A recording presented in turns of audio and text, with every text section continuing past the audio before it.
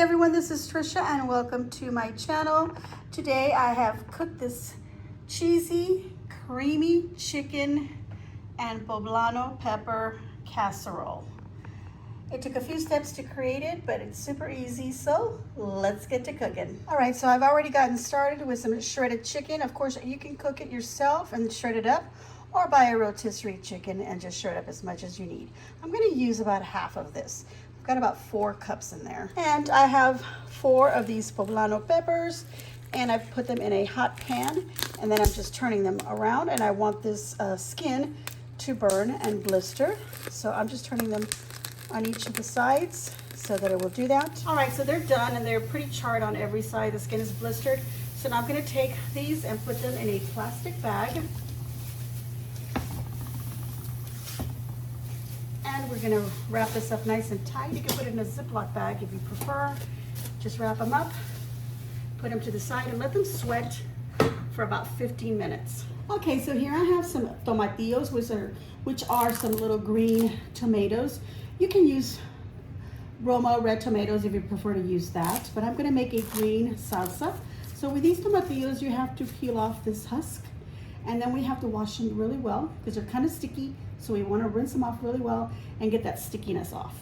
I'm also going to wash this 1 serrano pepper. I can use 2 or 3 of them if I want a super hot salsa. If you don't want them so hot, you can use maybe like half of a jalapeno, which is a little bit milder, but it all depends on what kind of heat you want. Of course, you can omit this. All right, so here I have half of a large onion, and I'm just gonna take about a half of that. So it's a 1/4 onion, or just like a half of a small onion. You can use a yellow or white onion, whichever one you prefer. Okay, so now in this pan that I just used for the chiles, for the poblano chiles, I'm gonna add some water. I have about 4 cups. I could probably use a little bit extra. I want that to boil.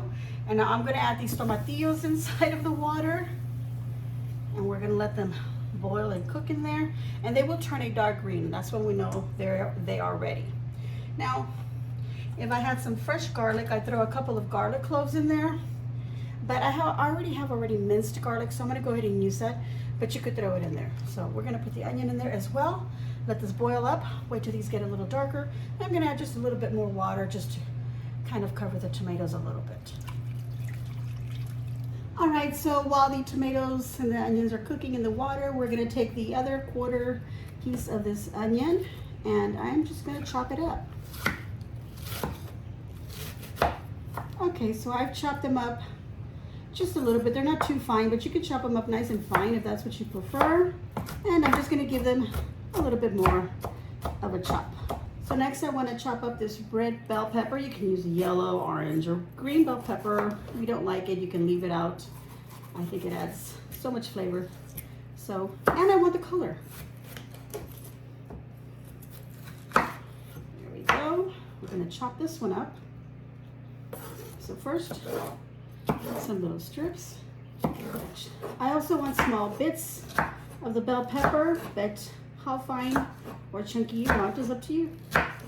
Okay, so now I'm gonna chop up a little tomato. And I'm gonna chop around the outer part. So I can leave out this little mushy red part. If you like it, go ahead and leave it in. I normally do, but I'm gonna go ahead and leave it out for now. And I'm also going to chop it up in small pieces. And lastly, I'm going to chop up some cilantro.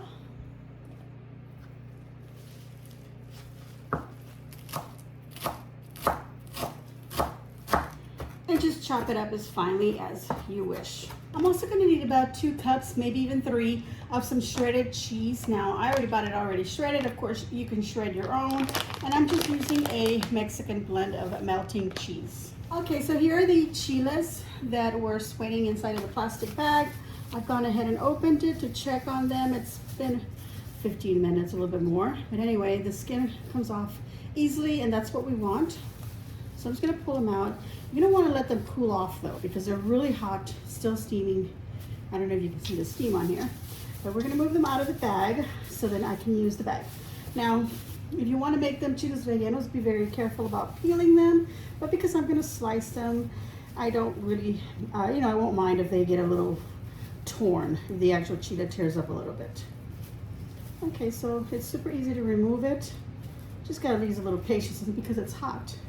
It makes it a little bit hot. Okay, you can use the back of a spoon to scrape on it. You can also use a napkin to scrape them like that. That helps the skin to also come off a little bit easier.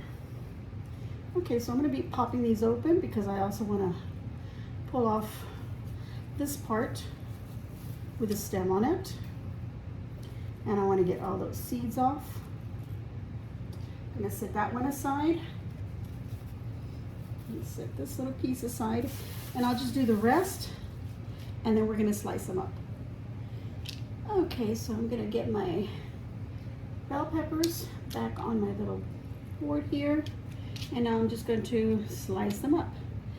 Sometimes you can just slice them up with your fingers, just pull it like that. And then if you wanna chop them up any further, just line them up and cut.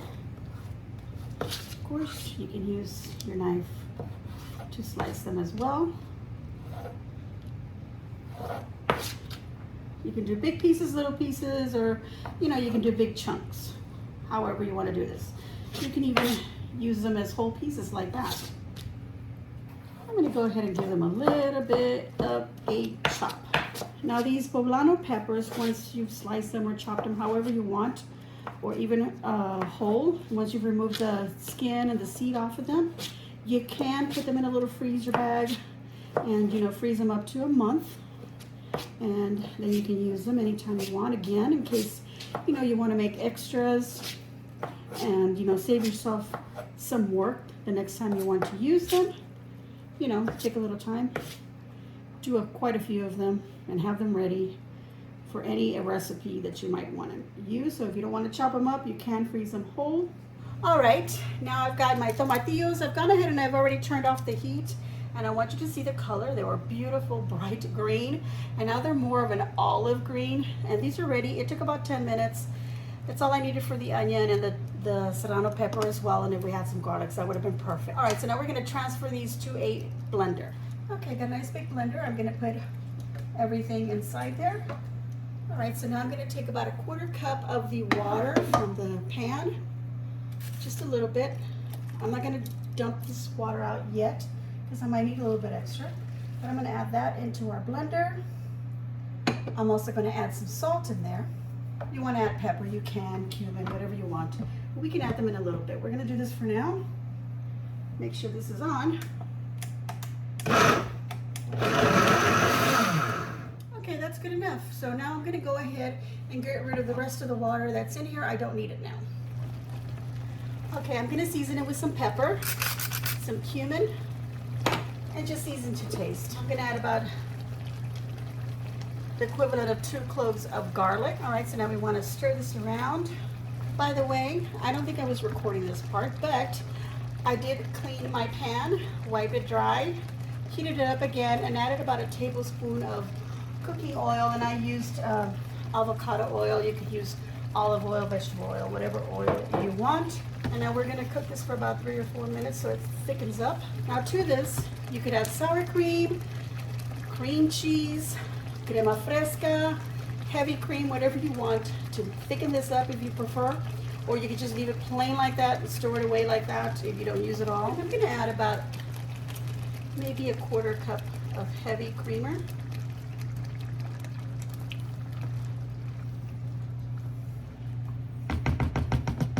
Okay, so I've got it at a low to medium heat, and I'm just going to let it continue cooking and simmering there for another 3 minutes or so. All right, I'm going to go ahead and turn off my salsa, and I'm just going to let it rest in the residual heat, and then just leave it there, a minute or so, and then I'm going to remove it from the heat. Okay, so here I have 6 eggs, and I'm going to separate the whites from the yolks. Okay, so now I want to blend up my egg whites. And I'm going to blend them for about 5 minutes until they're nice and stiff. Okay, I have blended for 5 minutes, and I have some nice and stiff egg whites. Okay, so now to my egg whites, I am going to add a couple of tablespoons of flour, a teaspoon of baking powder, some salt, pepper, and the egg yolks. And I'm going to gently blend this in.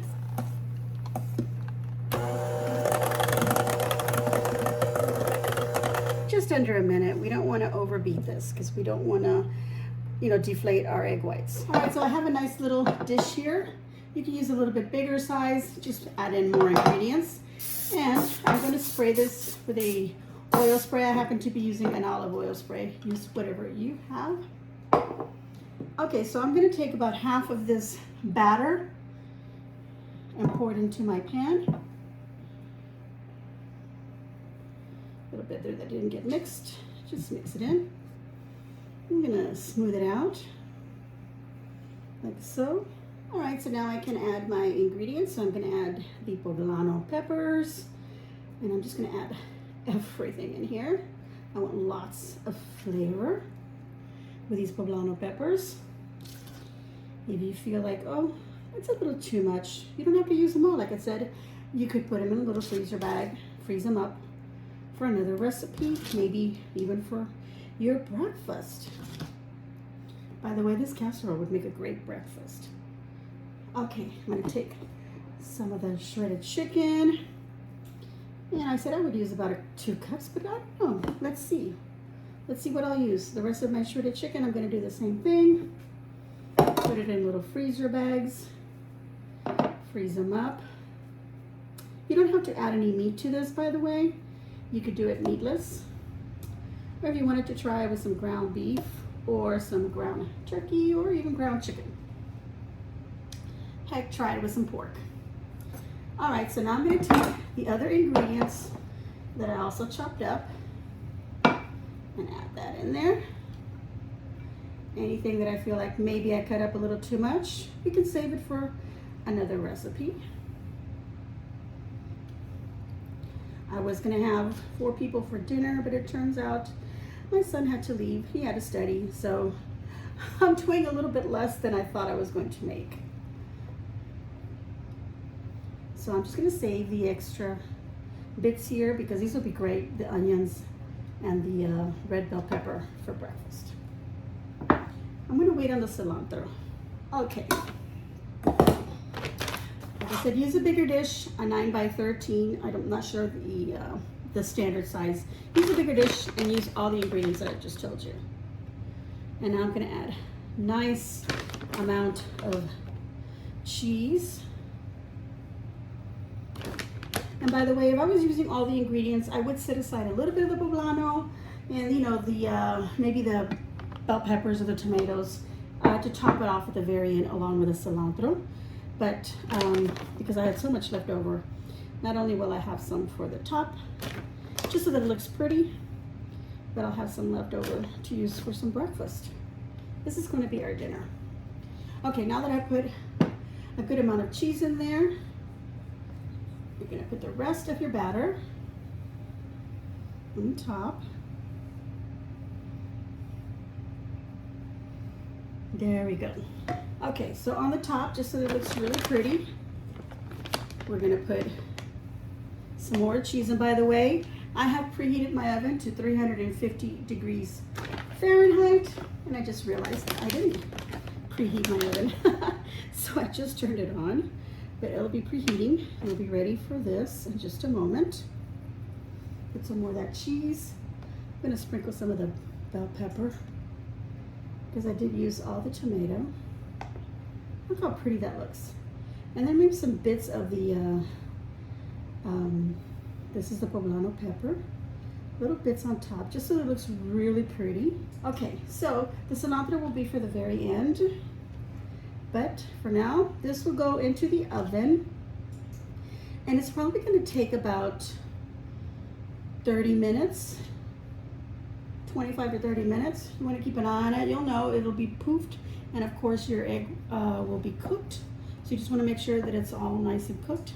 So we're going to go ahead and put that on there. I'm going to put a pan underneath it just to make sure none of it overflows. Okay, so this is ready for the oven. I'm gonna time it for about 25 minutes, check on it, and if I need a longer time, I will let you know how long it actually took. All right, so it took 25 minutes and it is baked.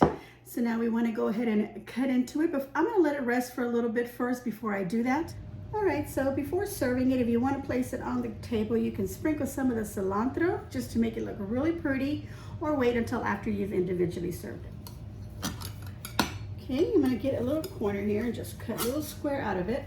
You could just grab a spoon and just spoon it out if you prefer. All right, so before we put it on our plate, we don't want to forget that we have this beautiful salsa verde.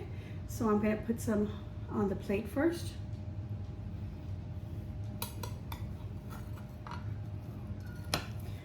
Okay, here we go.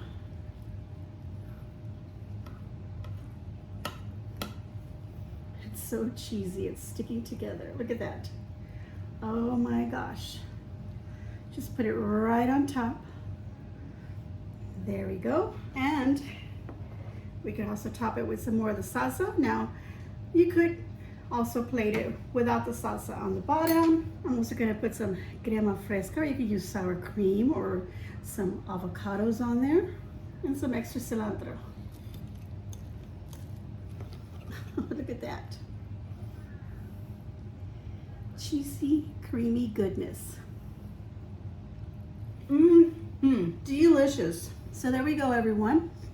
All right, everyone, that has been my cheesy, creamy chicken and poblano pepper casserole and a nice salsa verde. I'm gonna go ahead and give myself a big old thumbs up, and I hope that you too will give me a big old thumbs up and leave a kind comment down below and let me know what you think of my recipe. Is this something you're gonna try? Because I highly recommend that you do. And if you're someone that doesn't like anything spicy, just leave out that serrano pepper, and that salsa on the bottom will be just as delicious. Please subscribe and hit that red subscribe button, and then the little notification bell so that you get notified as soon as I upload a video. Thank you all so much for watching once again, and as always, enjoy.